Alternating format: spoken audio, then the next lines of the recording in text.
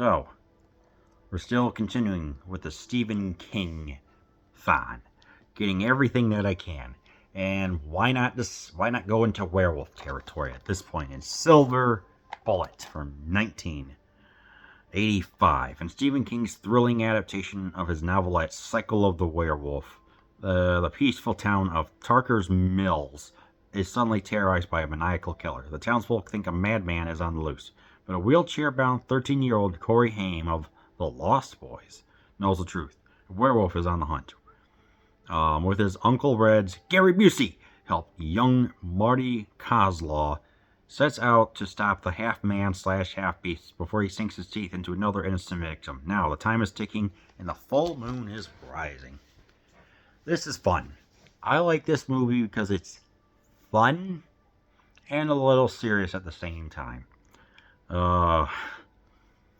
What makes is he's in a wheelchair. You have the kid that's in a wheelchair, and it's a motorized wheelchair, which is fine. It's what you would expect. And I'm thinking, alright, so what is he doing? Like, what's going on? Well, they're discussing about, like, some of the strikes that Marty has against him, and how it's like he has to adapt and everything. And at the same time, it's like, what is he going to do against a giant freaking werewolf or whatever? So we get some stuff being mixed in there, and there's a sister there who is always singing, it's always Marty, always having sympathy for Marty. Well, what about me? So they even bring up their Uncle Red. He says, yeah, he's a drunk, but he's also, as level-headed as he can be for having 3 divorces.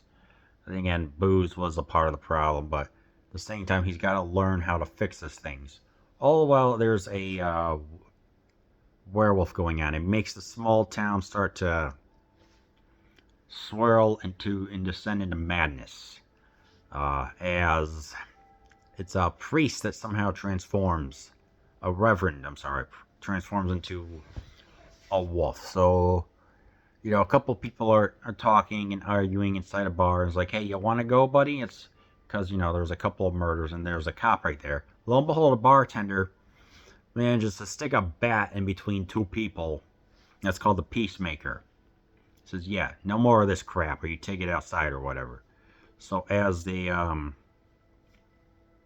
trying to figure out what to do, the werewolf strikes, if he takes out Marty's friend.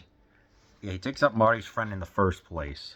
As we don't exactly see it, but you can tell, like, when they're kind of looking at each other like that, of just something's going to happen.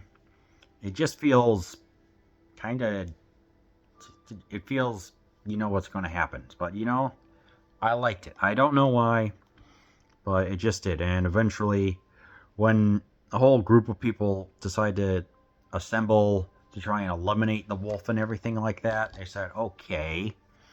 Lo and behold, they go into a bog, and there's the werewolf, just mutilating every single thing, including the bartender who has the bat. He's thinking he's going to wallop him, but lo and behold, at first it does, but then the werewolf comes, grabs him, like, in kind of a funny way. It's like, this movie does have some funny moments when we get to see a werewolf with a bat. That was funny.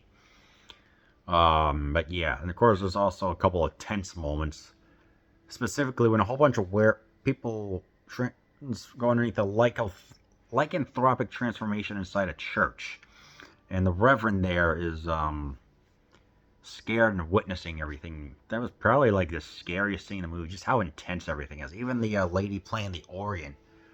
And yeah, I like the special effects here are really, really good. It just works well. It's probably one of the standouts of the movie, but for me, I think the tense scene, yes, it gets cliched when we have the Reverend coming in as he's got his car, and we have Marty with his vehicle as they go into, like, one of those bridges, like I forget what those bridges are called, an Echo Bridge or something like that.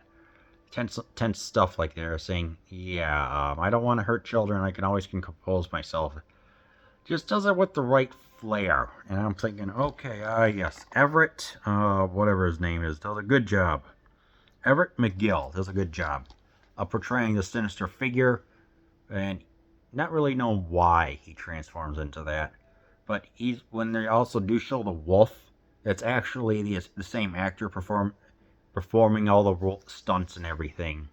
Because there was some behind the scenes stuff of like Dino De Laurentiis. Yes, seriously, him like saying, "Okay, yeah." All right, it was like I wanted to have a more graceful actor inside the suit, but because I couldn't find one or something like that, he relented and said, "Okay." So they made some changes and created a pretty fun movie. I liked it. Yeah. Oh, by the way, this silver bullet also refers to the wheelchair that Marty is in, and also the bullet that they use at the end. Of course, the wheelchair gets upgraded into something that they really should have set Rush's Red Barchetta to, because of just how fast this thing goes. It's just so fast. It was perfect opportunity to use that or a song similar to it. I don't know. Anyway, Gary Busey is great in this. He ad-libbed some of his lines, stuck to the script, but ad-libbed. And when it's shown to Stephen King, he said, "Yeah, that's kind of what I liked. Go ahead and keep it." So we get some a little bit of swearing here and there. When he even talks to like the characters, like, "I thought that you were Miss Polly Practical." Well, then when you're starting to discover this, yeah. So he has a turbulent relationship with the kids, but the scene where the werewolf attacks is it's intense, but in a good climactic showdown type of way. But yeah. So you know exactly what you're getting with this. Stephen King himself liked this movie because I'm guessing it's pretty close. It's underrated.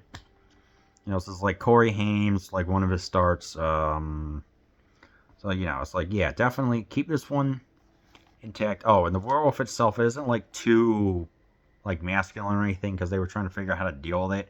And here's an image of what it looks like. It's not bad. Yeah, I actually do like this one. Just remember, it's a story about a werewolf, and the person's name sounds like coleslaw, but it's coleslaw. So, yeah, by the way, I don't like coleslaw.